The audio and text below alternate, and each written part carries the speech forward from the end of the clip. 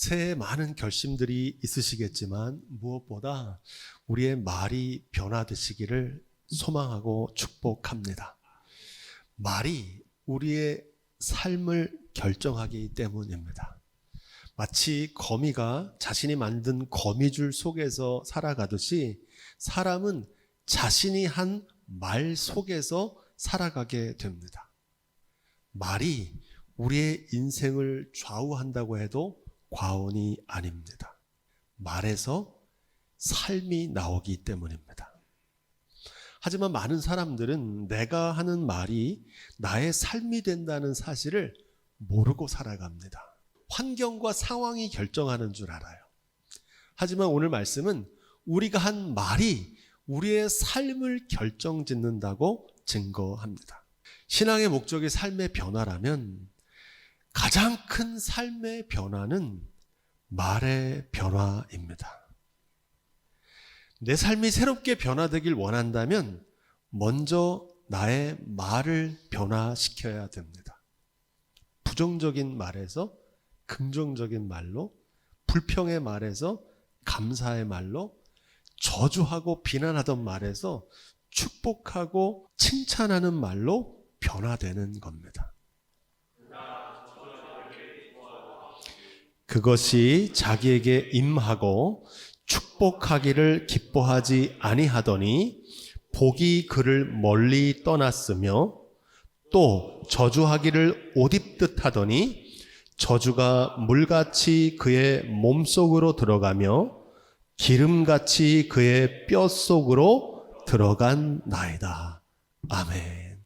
저주하는 말이 자신의 삶 속으로 들어왔다는 거예요. 축복의 말은 축복의 삶을 만들게 된다는 겁니다. 이 언어 생활이 중요한 이유는요, 말에 엄청난 능력이 있기 때문입니다. 하나님께서는 세상을 말씀으로 창조하셨죠. 예수님께서 그 권능을 어떻게 행하셨습니까? 말씀으로 행하셨어요.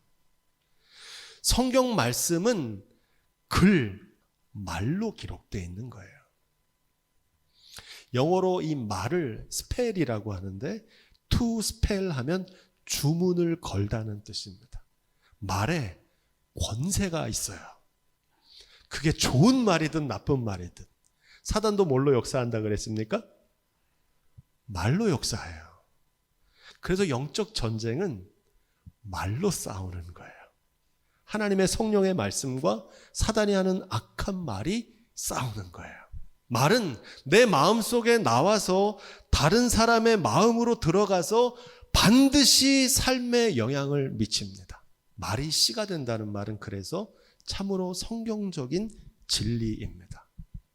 내가 한 말은 그냥 없어지지 않고요, 씨가 돼요. 나무가 자라서 반드시 그 열매를 먹게 됩니다. 감사의 말은 감사의 열매를 맺고요, 불평의 말은 불평의 열매를 거두게 됩니다. 오늘 우리가 읽은 이 민수기 14장은 여호수아와 갈렙을 제외한 20세 이상의 모든 백성들이 약속의 땅에 들어가지 못했다고 증거합니다. 그들이 광야에 40년을 방황하게 된 이유를 증거하는 원인담입니다. 여호와께서 모세와 아론에게 일러 가라사대 나를 원망하는 이 악한 회중을 내가 어느 때까지 참으랴. 이스라엘 자손이 나를 향하여 원망하는 바 그 원망하는 말을 내가 들었노라. 약속의 땅에 들어가지 못한 이유는 무엇 때문입니까? 말 때문입니다.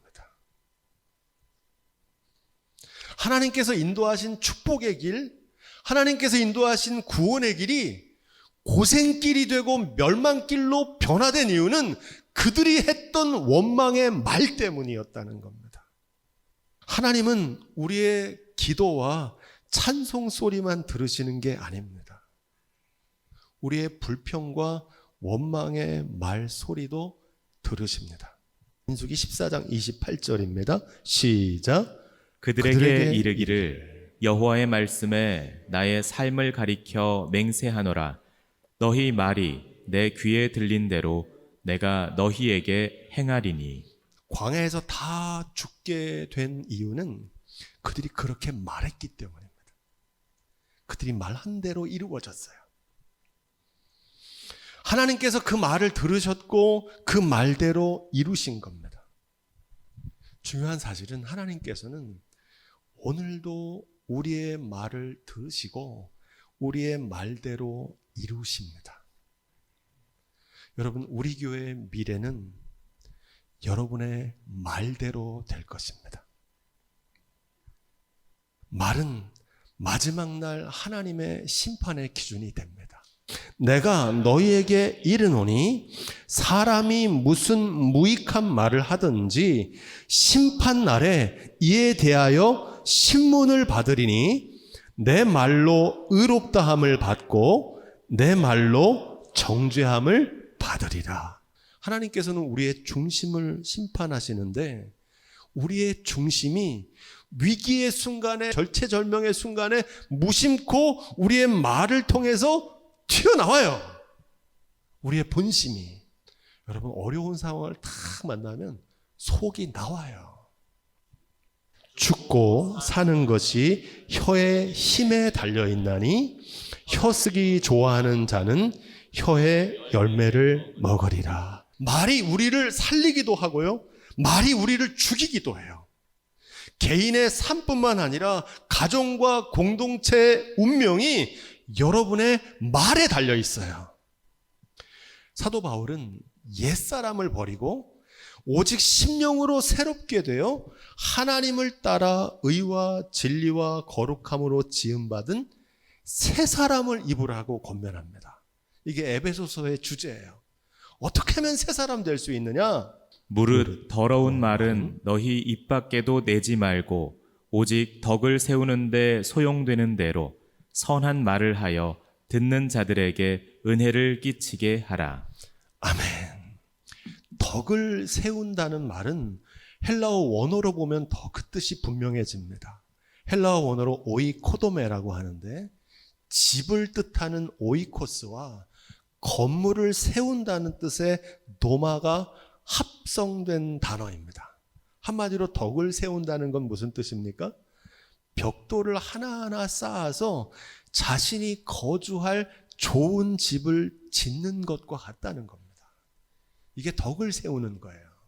덕을 세우지 않는 말은 어떤 거겠습니까? 자기 자신과 이웃의 집을 허무는 겁니다. 자기 자신의 집도 무너뜨리고 이웃의 집도 망가뜨리는 거라는 겁니다.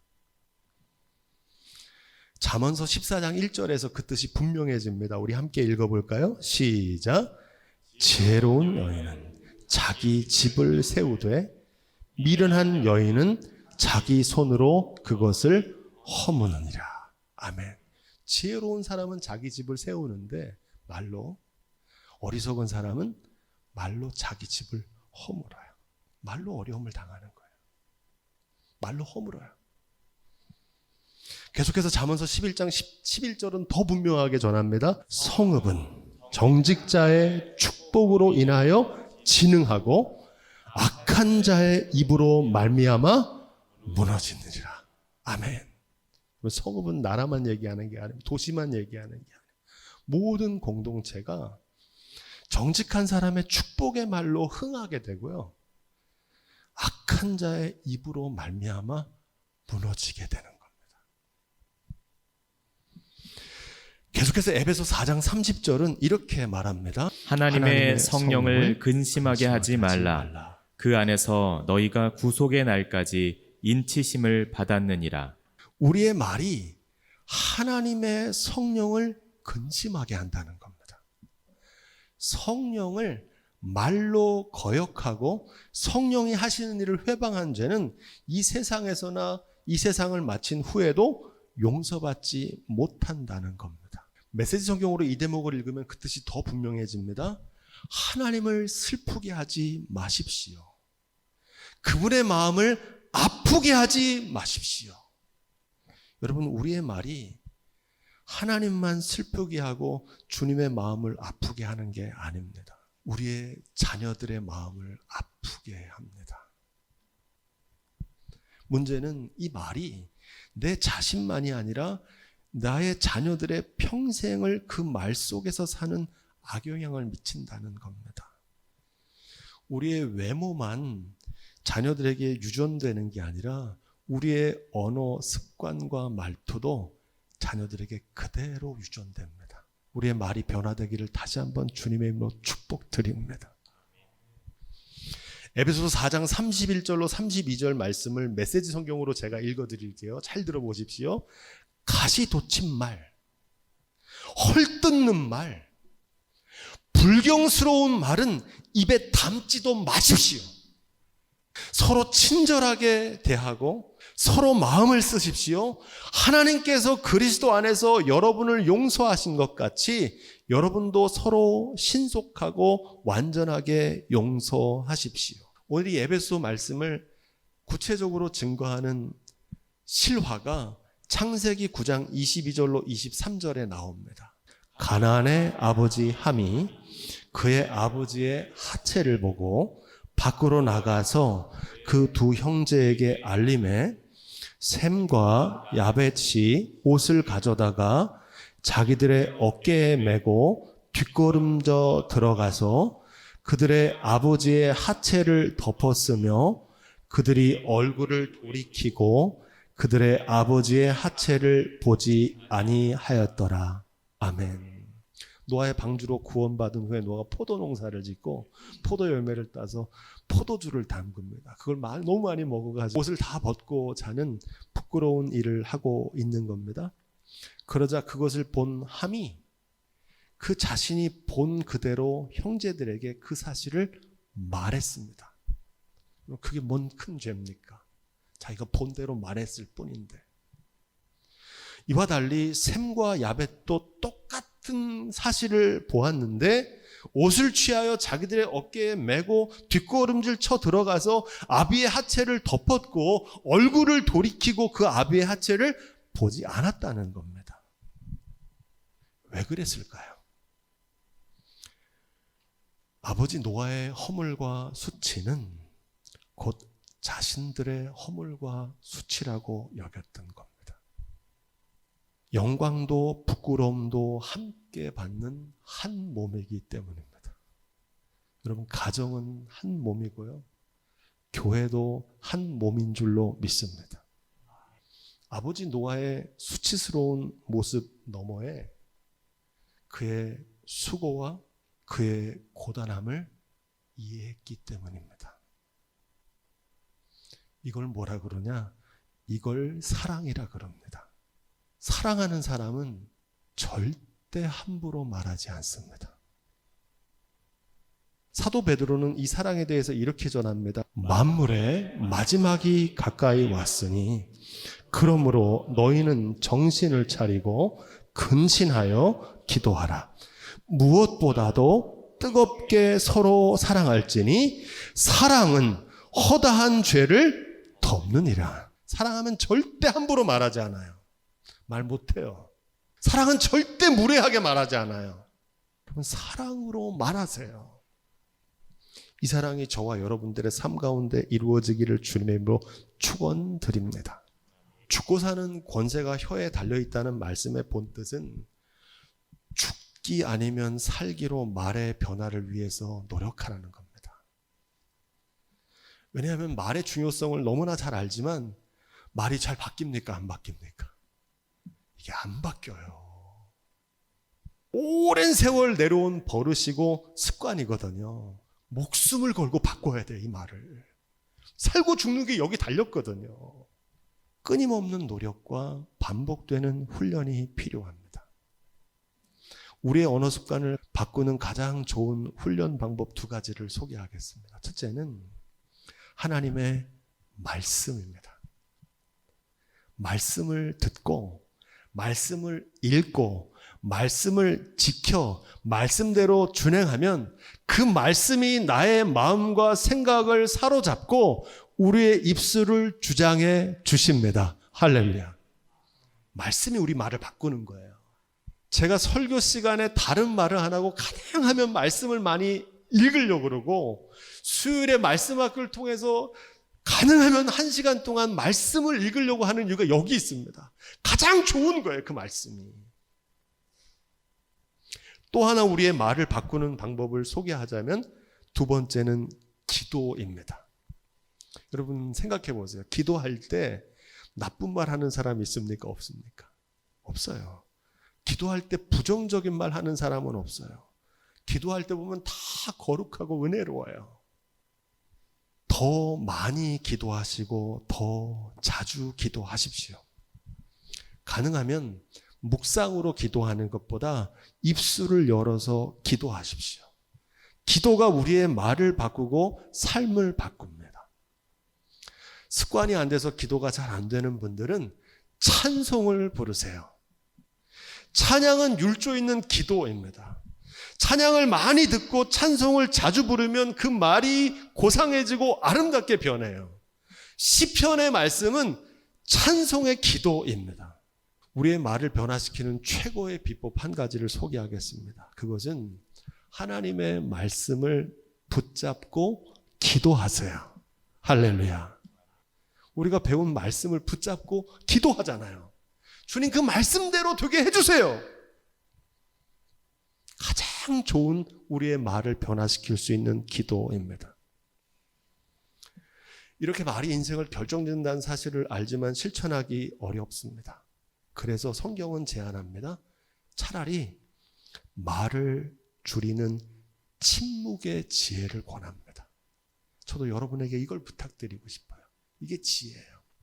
여호와여, 내 입에 파수꾼을 세우시고 내 입술의 문을 지키소서. 아멘. 여러분 이 말씀을 붙잡고 기도하세요. 이 말씀을 붙잡고. 이어지는 말씀 잠언서 10장 19절도 읽어볼까요? 시작. 말이 많으면 허물을 면하기 어려우나 그 입술을 제어하는 자는 지혜가 있느니라. 아멘. 누가 지혜로운 사람이에요? 말 많이 하는 사람 아닙니다. 사람들은 말을 많이 해서 자기의 지혜를 돋보이게 하려고 하는데 여러분 아닙니다. 말을 많으면 허물을 면기 어렵고 입술을 제어할 줄 아는 사람이 지혜로운 사람이에요. 그 지혜가 여러분의 삶에 있기를 주님의 이름으로 축복드립니다. 우리 한 말씀만 더 묵상해 볼까요? 잠언서 17장 27절로 28절입니다. 말을 아끼는 자는 지식이 있고 성품이 냉철한 자는 명철하니라. 미련한 자라도 잠잠하면 지혜로운 자로 여겨지고 그의 입술을 닫으면 슬기로운 자로 여겨지느니라. 아멘. 여러분 이 말씀이 아멘이 되시기를 축복드립니다. 이 지혜가 있으셔야 돼요. 어려운 얘기가 아니면 한마디로 말하면 뭡니까? 빈수레가 요란하다는 겁니다. 새해에는 말수를 줄이십시오. 선한 말을 못할 것 같으면 차라리 말하지 말고 침묵하십시오. 꼭 하고 싶은 말이 있으면 먼저 기도해 보세요. 부정적인 말로 남을 험담하거나 함부로 말하는 분들이 있어요. 여러분 그분들과는 말을 섞거나 가까이 하지 않는 게 지혜입니다. 말을 자꾸 섞으면요 나도 모르게 영향을 받아요. 사도 바울은 이 말의 중요성을 강조하면서 이 말이 우리의 구원을 결정짓는다고 증거합니다. 로마서 10장 10절입니다. 사람이 마음으로 믿어 의에 이르고 입으로 시인하여 구원에 이르니라. 뭘로 구원에 이르래요? 입으로 시인해서. 예수님께서 십자가에 달리실 때 양편에 함께 달린 두 강도 여러분 기억하시죠? 한 강도는 예수님을 비방하며 이렇게 말했습니다. 말했어요. 뭐라고 말합니까? 내가 진짜 그리스도라면 너와 우리를 구원해 봐라. 그러자 그 말을 들은 다른 강도가 그를 꾸짖으며 말합니다. 너나 나는 죄를 지어서 이런 건데 저분은 그런 죄를 지은 우리와 같은 분이 아니다. 그러면서 이렇게 말해요. 예수님, 당신의 나라에 들어가실 때 저를 좀 기억해 주십시오.